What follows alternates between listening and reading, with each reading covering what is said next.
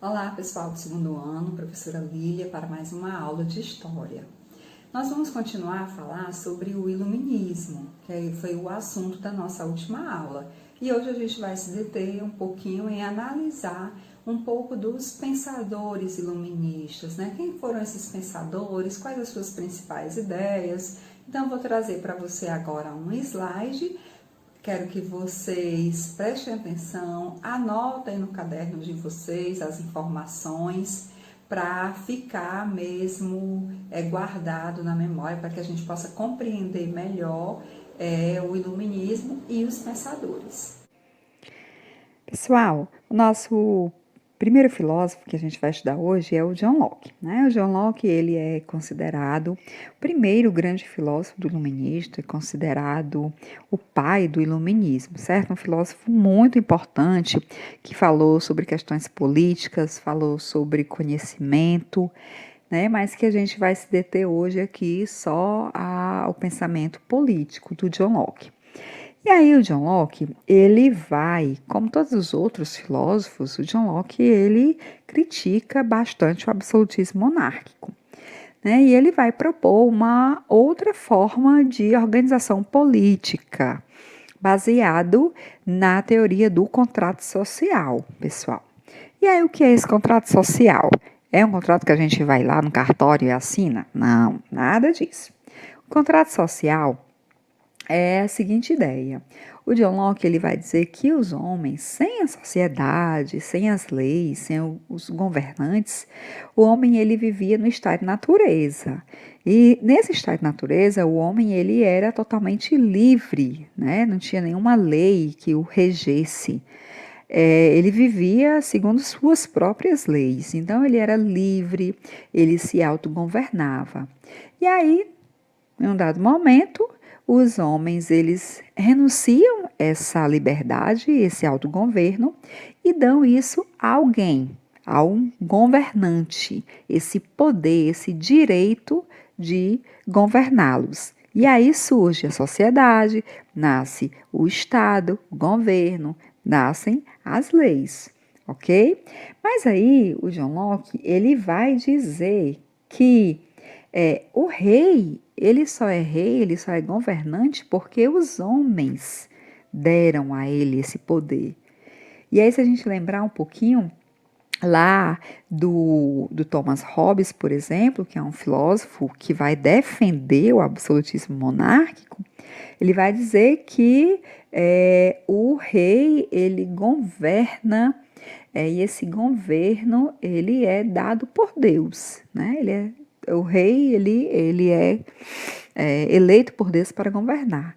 E isso se contrapõe à ideia do Locke. Ele vai criticar bastante isso. Ele vai dizer assim, não, o rei, ele governa porque o povo, porque os homens o deram esse poder. Então, para o John Locke, o governo ele deveria ser uma democracia, né?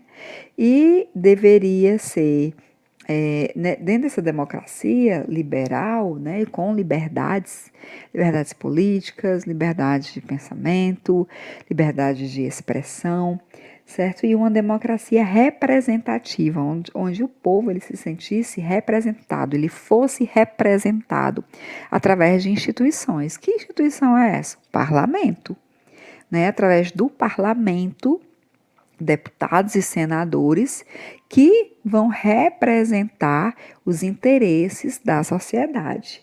Então, o Locke ele vai ser defensor da democracia liberal e representativa.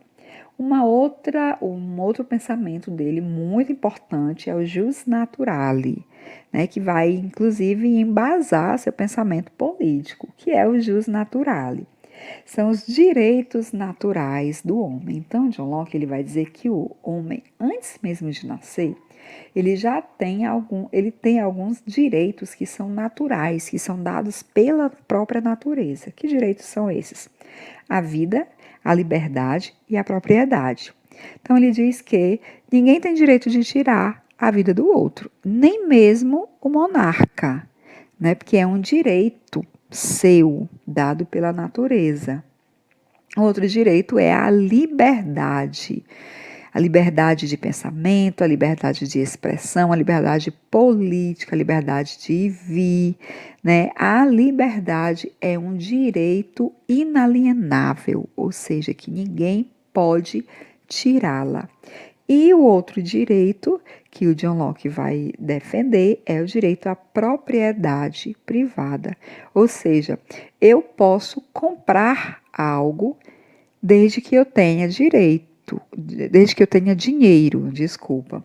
E não preciso pedir a permissão de ninguém, não preciso pedir a permissão do Papa, não preciso pedir a permissão do rei para comprar alguma coisa.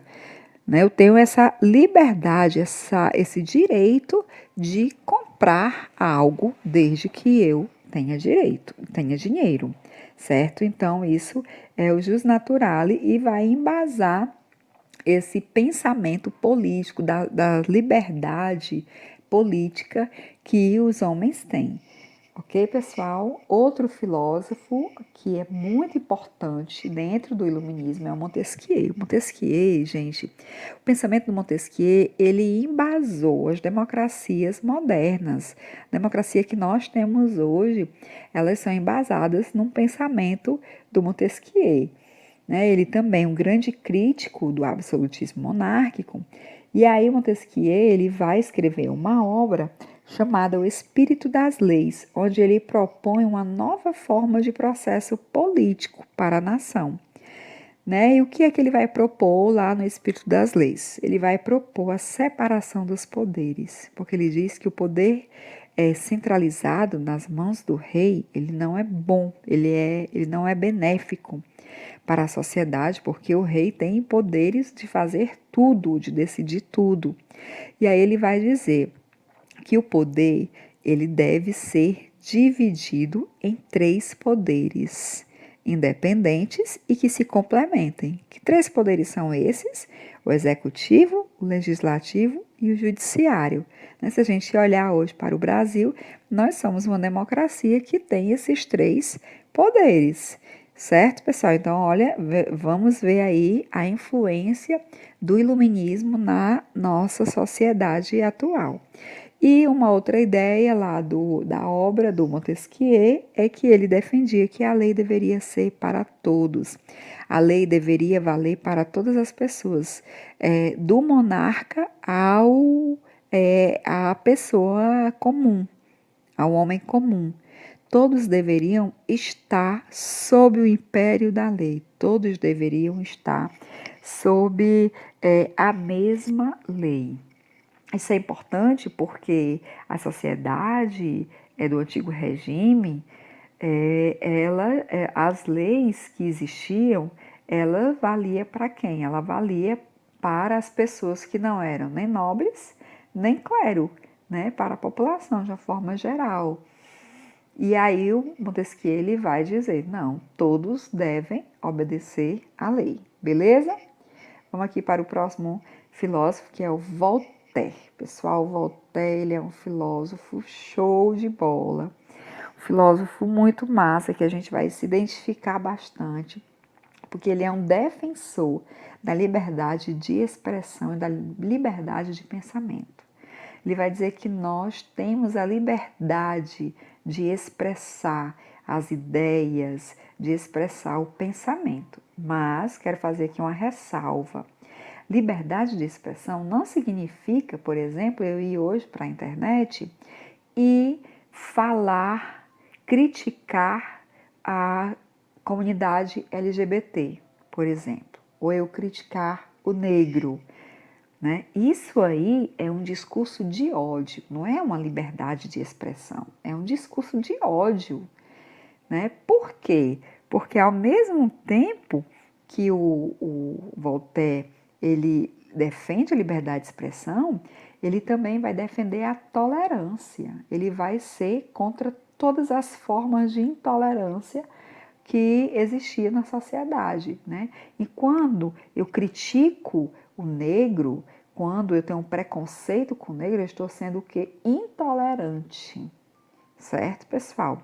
Então, o Voltaire ele vai defender aí a tolerância, né? Que é o fato de nós tolerarmos o outro, de nós defendermos que o outro pode ser diferente de mim, certo? E por último, ele defendia também que o rei ele deveria ser uma pessoa, ele deveria ser esclarecido, ou seja, ele deveria governar seguindo as ideias, seguindo os ideais iluministas, certo? Como eu sei que vocês são muito ligados nas redes sociais, eu trouxe aqui uma frase do Voltaire que é bem conhecida, né, que vai para o status da rede social, mas vai também para a vida pessoal, que é a seguinte: não concordo com uma única palavra do que dizeis, mas defenderei até a morte o direito de dizê-la. Então, essa frase demonstra aí o pensamento da liberdade de expressão do Voltaire.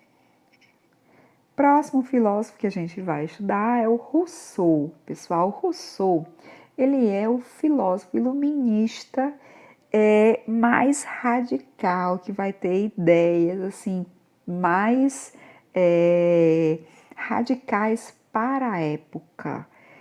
Ele vai ser um filósofo iluminista que, inclusive, ele vai discordar de muita coisa dos seus colegas iluministas, né? Então, o que é que o Rousseau vai dizer? Ele vai dizer, primeiro, né? Ele vai falar sobre o bom selvagem. O que é isso? Ele vai dizer que o homem, nós, né, somos bons por natureza. Ao nascermos, nós somos bons. E a gente vai ficando ruim, o homem vai ficando mal quando ele passa a viver em sociedade, que ele vai assimilando os egoísmos, as ambições, as violências que existem na sociedade. Então ele vai dizer que a sociedade é que corrompe o homem. Então é necessário o quê? É necessário mudar essa sociedade, é necessário transformar essa sociedade. E para transformar essa sociedade é preciso romper com muitas coisas que existiam até então, né? O John Locke, o Rousseau, ele vai ser, pessoal, por exemplo, contrário à propriedade privada. Olha aí, observem, todos os outros filósofos defendem a propriedade privada, mas o Rousseau vai dizer que é a propriedade privada que vai trazer as guerras, que vai trazer o medo, a violência, a miséria, a injustiça para os homens, né? Então ele é contrário à existência da propriedade privada, porque ele vai dizer que nem todos podem possuir a propriedade privada, né? Ou nem todos podem ter a mesma propriedade, o mesmo tanto de propriedade. Então, por exemplo, se a gente colocar na prática, né? Existem pessoas que são ricos, né? Que donos de muito dinheiro no banco, os grandes milionários, bilionários do mundo. E enquanto existem tantos outros que não têm nem uma casa para morar, que não têm comida todos os dias, que não têm as 5 refeições diárias, né? E aí o Rousseau ele vai dizer que isso é culpa da propriedade privada, porque ela leva o homem à ambição, à violência, certo, pessoal? E por isso ele vai se contrapor à propriedade privada. Ele é socialista? Não, ele não é socialista, porque até o socialismo nem existia no século XVIII. Mas com certeza muitos socialistas lá do século XIX vão estar lendo o Rousseau, beleza? E por último, o Rousseau acreditava numa democracia direta, né, onde a soberania, ou seja, o poder, estava no povo. Então, o que é essa democracia direta? É quando o povo ele participa diretamente das decisões, né, daquilo que está sendo decidido, das leis que estão sendo criadas, o povo participa diretamente através de assembleias, de reuniões na praça. Aí eu tenho uma democracia direta, certo, gente? Jean-Jacques Rousseau, filósofo show de bola do Iluminismo.